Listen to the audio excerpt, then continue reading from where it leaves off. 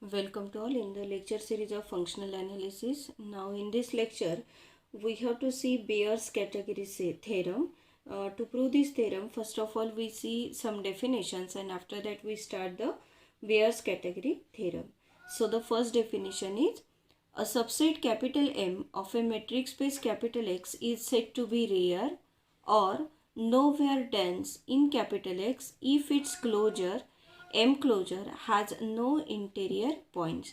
That is the definition of the real of a set. Here M is a subset of a metric space X. Then M is said to be real in capital X if its closure. That means if M closure has no interior point, then M is called as real in capital X. This is the definition of the real in capital X. Now after this definition we see the definition of meager. The definition is a subset capital M of a metric space capital X is said to be meager in capital X if capital M is the union of countably many sets, each of which is real in capital X.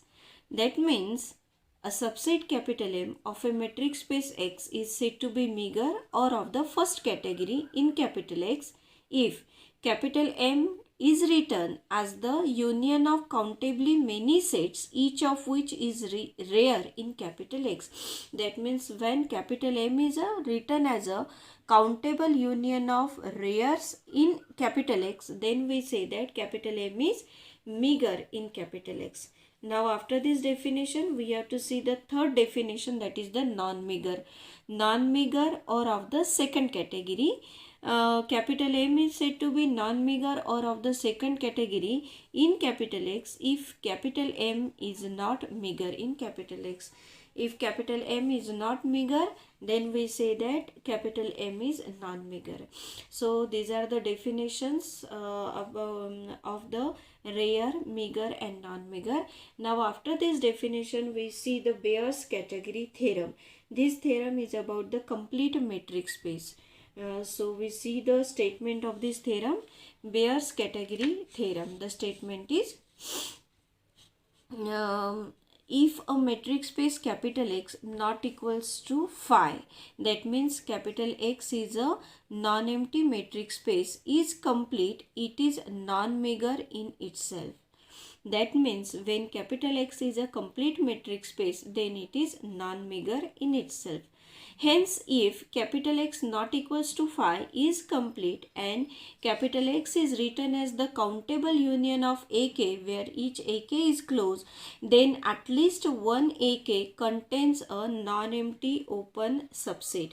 That means if capital X is a complete metric space and it is non-empty, and if it is written as the countable union of this AK, then at least one of the AK must be non-real. That is the statement of Bayer's category theorem.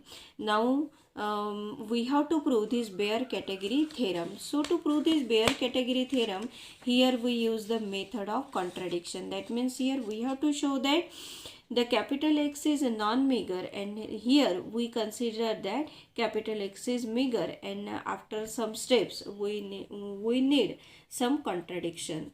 So in proof we write down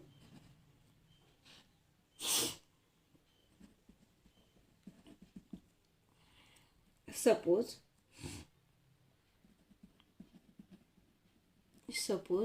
the complete metric space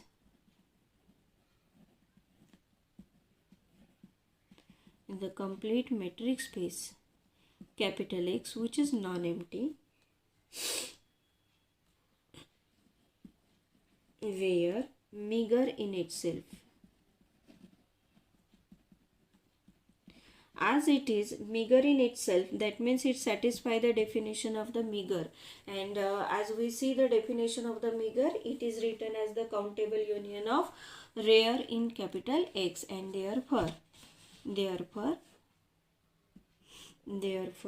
capital X equals to union K is running from 1 to infinity mk. We give it the equation number 1.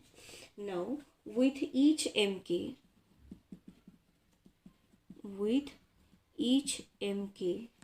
is rare is rare in capital X. Here we have to show that capital X is non-meager, and our assumption is that it is meager in itself. So we construct a Cauchy sequence which converge to some point P, but P does not belongs to capital X. Then we are getting that there exists a Cauchy sequence in capital X which is not converges in capital X, and as capital X is a complete, here we are getting the contradiction, and therefore we are getting that our assumption that capital X is meager is wrong. And in this way we prove this theorem. So we have to, first of all, we have to construct a Cauchy sequence in capital X. For this, here we apply our given condition, as here each mk is rare in X, and therefore we start with capital M1 is rare in capital X. By assumption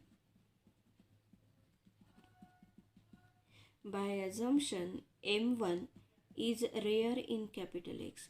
As M1 is rare in capital X, and therefore by the definition of rare in capital X is that its closure, that is M1 closure, has no interior points. Therefore, thus by definition M1 closure has no interior points, and as it does not have the interior points and the set is open, we know that a set is open if and only if it contains all its limit point. A set is open if it is equals to its interior, that means each of its point is a interior point. And as M1 closure has no interior points, that means it does not have a non-empty open set, and thus M1 closure does not contain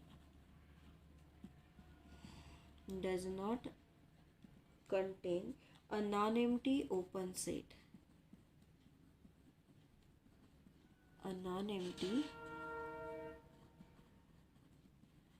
Open sets. And therefore, but we know that, but capital X does, because here we know that capital X is an open set. We know that capital X is, as it is the whole space, it is both open as well as closed, and here therefore as X is closed, therefore it is equals to its closure, and we know that X is a subset of X, and X is an open set because X is both open and closed. Therefore here we say that X is a set which contain its open set, which contain a non-empty open set, and it is itself. And therefore here that means capital X is as capital X is not a rare in capital X, because capital X contains a non-empty open set, and that open set is capital X itself, and therefore capital X is not rare in capital X, but here M1 is rare in capital X. As M1 is rare in capital X but X is not rare in capital X, it implies that M1 it is not equals to capital X, but X is the whole space, and here we are getting that M1 it is not equals to X. It means that this implies M1 closure, this implies that M1 closure it is strictly contained in capital X, because here here we are writing M1 closure because capital X is a set which contains a non-empty open set, and M1 closure is a set which does not contain a non-empty open set. Then therefore they are not equal, and therefore M1 closure it is strictly contained in capital X. But M1 closure it is strictly contained in capital X implies that the complement of M1 closure, that is equals to X minus M1 closure is non-empty and open. Now it is non-empty because M1 closure it is strictly contained in capital X, and therefore as it is strictly contained in capital X, that means there exists at least one point in capital X which is not in M1 closure, and that point is here. because that point is the point of capital X which is not in M1 closure, and therefore that point belongs to the complement of M1 closure, and therefore this set is non-empty and it is open because we know that the closure is always closed set. The closure of a set, it is always closed, and therefore M1 closure is a closed set, and here we are taking its complement.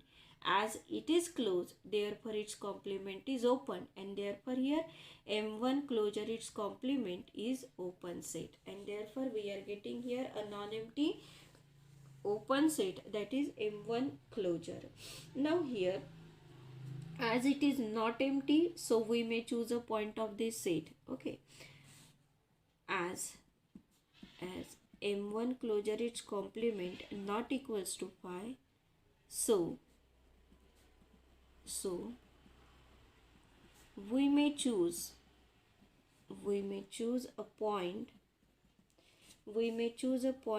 P1 belongs to M1 closure, its complement, and again M1 closure, its complement is an open set, as it is an open set and point belongs to this set, and we know that every open set is a neighborhood of each of its point, and therefore for this point P1 there exists an open ball, and therefore we say that so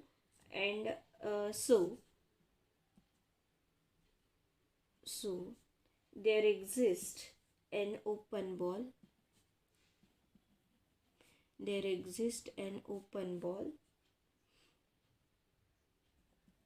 say B1, that is equals to B of P1 comma epsilon 1, which is contained in M1 closure, its complement.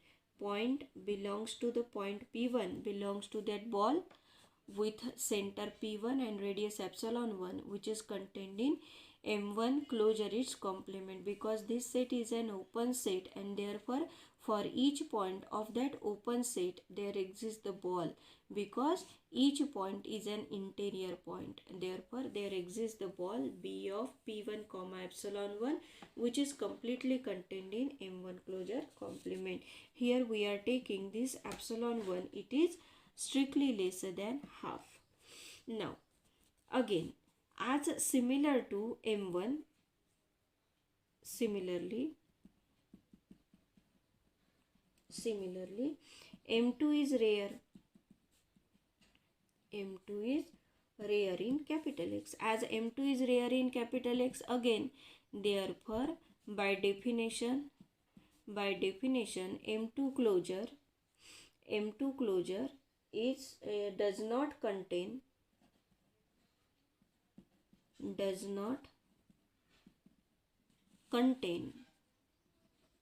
M2 closure does not contain a non-empty open set, because it does not contain the interior points.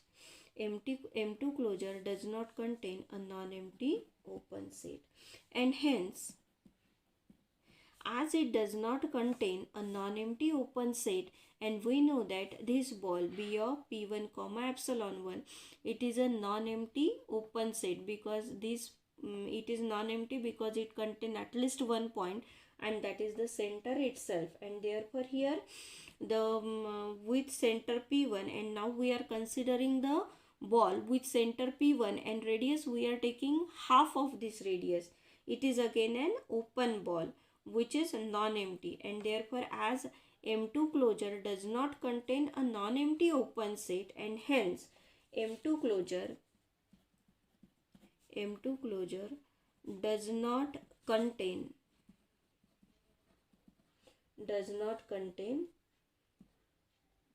a non-empty open set B of P1 comma half of epsilon 1. Here we are taking a non-empty open set B of P1 comma epsilon 1. Actually it is the open ball, and every open ball is an open set. Therefore we are saying it as open set, as it is it's having the center P1. Therefore it is non-empty, and therefore we say that M2 closure does not contain a non-empty open set B of P1 comma half of epsilon 1. Now here, as B of P1 comma half of epsilon 1, it does not contain in M2 closure, it implies that, we are saying that this implies that B of P1 comma half of epsilon 1 intersection the complement of M2 closure. As it is not contained in M2 closure, that means its intersection with its complement must be not equals to phi. Now, it is not equals to phi, that means it contains at least one point. This intersection contains at least one point. Again, here this is an open set. Again, M2 closure is a closed set and its complement is an open set.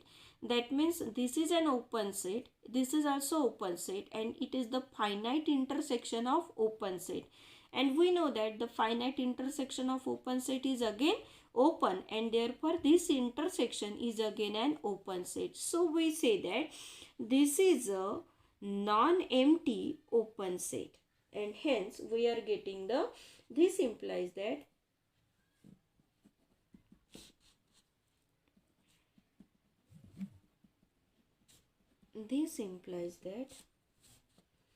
M2 closure complement intersection B of P1 comma half of epsilon 1 is not empty and open, is not empty and open. And as it is not empty and open, so we may choose a point. So again, so we may choose a point P2 belongs to M2 closure complement intersection B of P1 comma half of epsilon 1. Now this is the point belongs to this set, and this is an open set, and M2 closure complement intersection B of P1 comma half of epsilon 1 is an open set. So for this point of this open set, again there exists an open ball. Therefore we may choose an open ball in this set, say B2, that is equals to B of P2 comma epsilon 2, which is contained in M2 closure complement intersection B of P1 comma half of epsilon 1, where epsilon 2, this epsilon 2, it is lesser than 1 by 2 epsilon 1. Now here, as this point belongs to an open set, and every open set is a neighborhood of each of its point, and therefore it is a neighborhood of this point P2, and therefore for this point P2 there exists the ball. So here we choose this ball B2, that is equals to B of P2 comma epsilon 2, which is contained in this open set. And now where here we are taking the radius of this ball, that is epsilon 2, which is lesser than half of epsilon 1. Now we continue this process in the same way as here we are saying that, here we say that M2 is rare in X, and then applying the definition of rare in X, we are getting the point P2. Corresponding to that point, we are getting the ball B2, which is completely contained in this intersection. In the same way, if I am considering M3, as again M3 is rare in X, that means again we are starting here with M3 is rare in X, therefore by definition M3 closure does not contain a non-empty open set, and therefore here M3 closure does not contain a non-empty open set. Now here we are taking the non-empty open set, that is the B of that is the we are taking the open set now B of P2 comma half of epsilon 2, and we continue this process. Again we are getting the point P3 which is contained in the ball B3, and so on, and therefore we say that, and this process is continued. Therefore by induction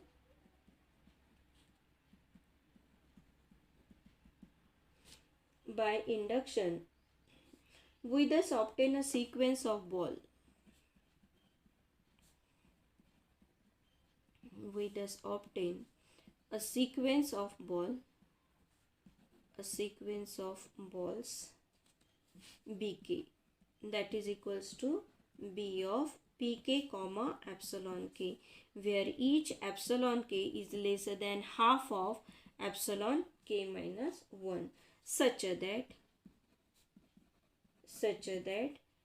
Bk intersection Mk, it is equals to phi, and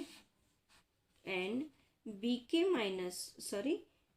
plus 1, it is contained in B of Pk comma half of epsilon k, which is contained in Bk for all k equals to 1, 2 and so on. Now here observe that, as here we are getting the ball B2 which is equals to B of P2 comma epsilon 2, which is contained in M2 closure complement intersection B of P1 comma half of epsilon 1. In the same way, by induction we are getting the sequence of the balls Bk, that is equals to B of Pk comma epsilon 1, because in the first process we are getting the ball B of P1 comma epsilon 1.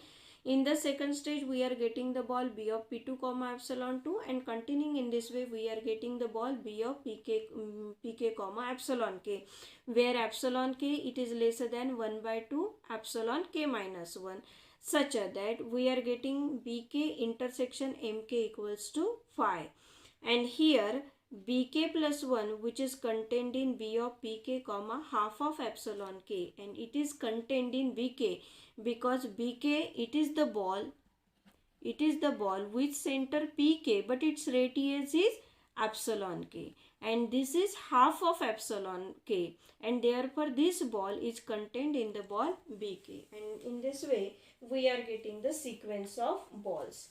Here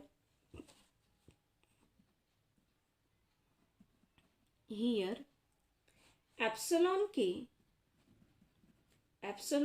it is lesser than 2 to the power minus k, because here we observe that our epsilon 1 which is lesser than 1 by 2, after that epsilon 2 which is lesser than half of epsilon 1, and that is epsilon 1 is lesser than half, therefore it is lesser than half into half, that is equals to 1 by 2 square. That means we are getting epsilon 2 it is lesser than 1 by 2 square. That means we are saying that epsilon 2 it is lesser than 2 to the power minus 2, and so on. Therefore in general we are saying that epsilon k it is lesser than 2 to the power minus k, and that means as k goes to infinity, 1 by 2 to the power minus k it goes to 0, and therefore epsilon k that is also going to 0, and therefore here epsilon k lesser than 2 to the power minus k, the sequence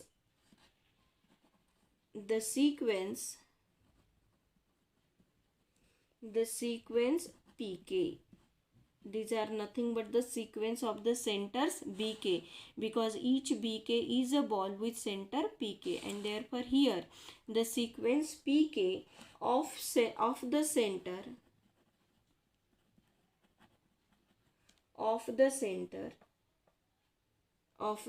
centers is a Cauchy sequence.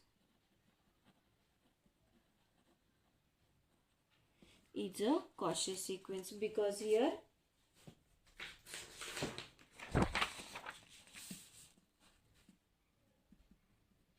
since here for all k we have the relation bk plus 1 it is contained in bk. That is the relation. bk plus 1 it is nothing but the ball with center pk plus 1 and radius epsilon k plus 1. And bk it is the ball with center pk and radius epsilon k. And therefore here we observe that as k increases, this pk plus 1 here, this pk plus 1 which is the center of this ball is contained in this pk, and therefore here we are getting that pk plus 1 belongs to the ball b of pk comma epsilon k, and this implies that the distance between point pk and pk plus 1, this distance is lesser than epsilon k, and this epsilon k it is less than 2 to the power minus k.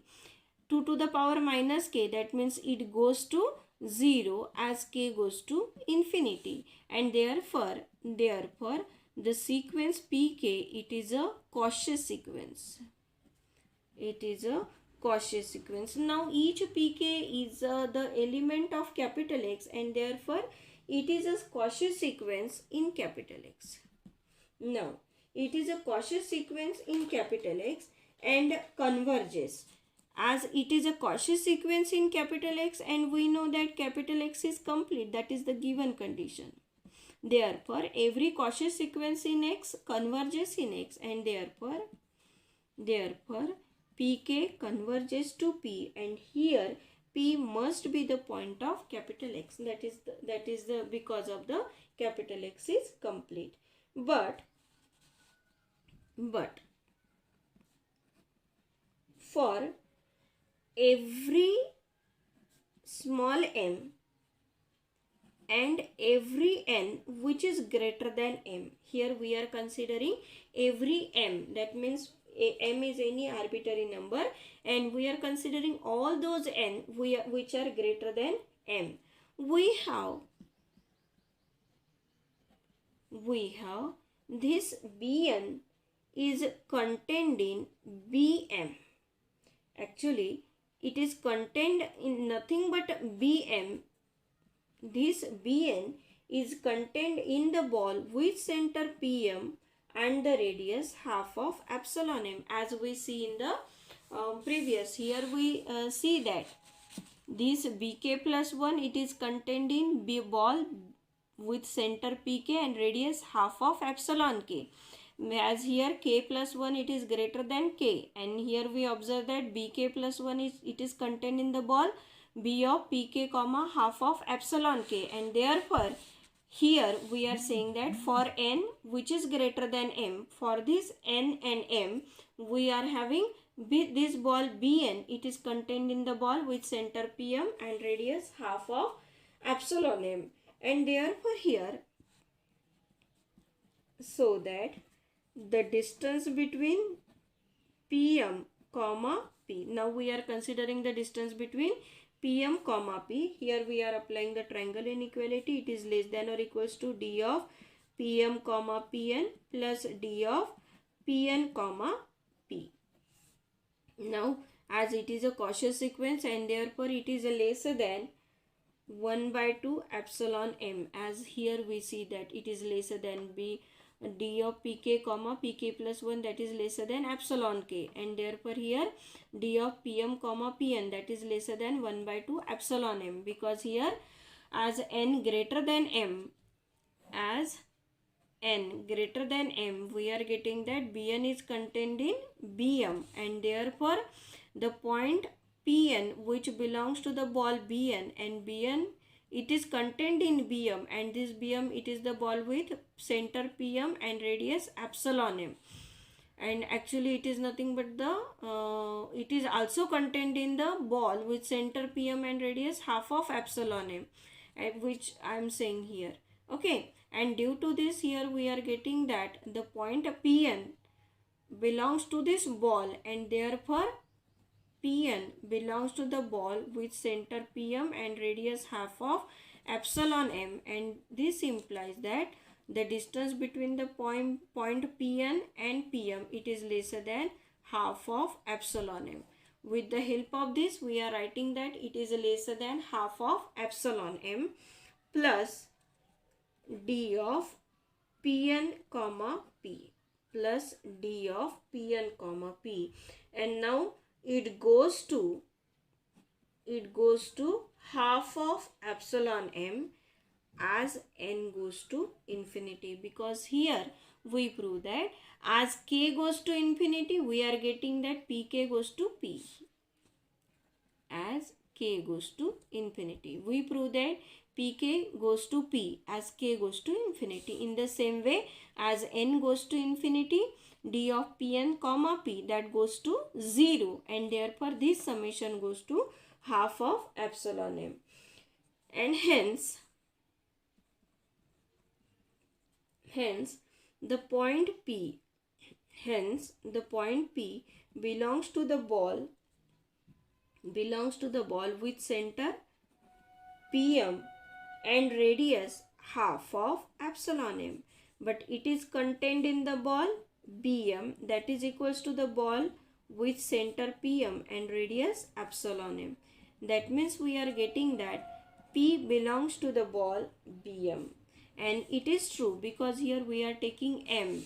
We are taking this m be any. That means for every m and n is always strictly greater than m, and therefore we are taking as n goes to infinity, because our n is greater than m. Therefore we are taking here n goes to infinity. As n goes to infinity, we are getting that the distance between Pm and P, it is that goes to half of epsilon, and therefore the point P belongs to the ball Pm comma half of epsilon m, which is contained in Bm, and therefore we are getting that the point P belongs to Bm, and it is true for every. Thus here we are getting that P belongs to Bm for every m, and as P belongs to Pm for every m, but Bm, it is the subset of closure its complement, and therefore the point P which belongs to Bm is contained in this set, and therefore the point P belongs to the closure its complement. This implies that the point P belongs to the closure its complement, but when point belongs to the complement implies that point does not belongs to closure, and therefore the point P does not belongs to closure. P does not belongs to the closure implies that P does not belongs to that set, because closure, it is the superset of the set, and therefore when point does not belongs to the superset, it implies that point does not belongs to the set, and therefore P does not belongs to but it is true for every m. That means for every m, P does not belongs to and as for every m, P does not belongs to it implies that P does not belongs to the union of all these but the union of all these it is nothing but capital X, and therefore we are getting that P does not belongs to capital X, but it gives the contradiction, and hence our assumption that capital X is meager in itself is wrong, and hence capital X is non-meager in itself. In this way, we are proving the theorem, Bayer's category theorem.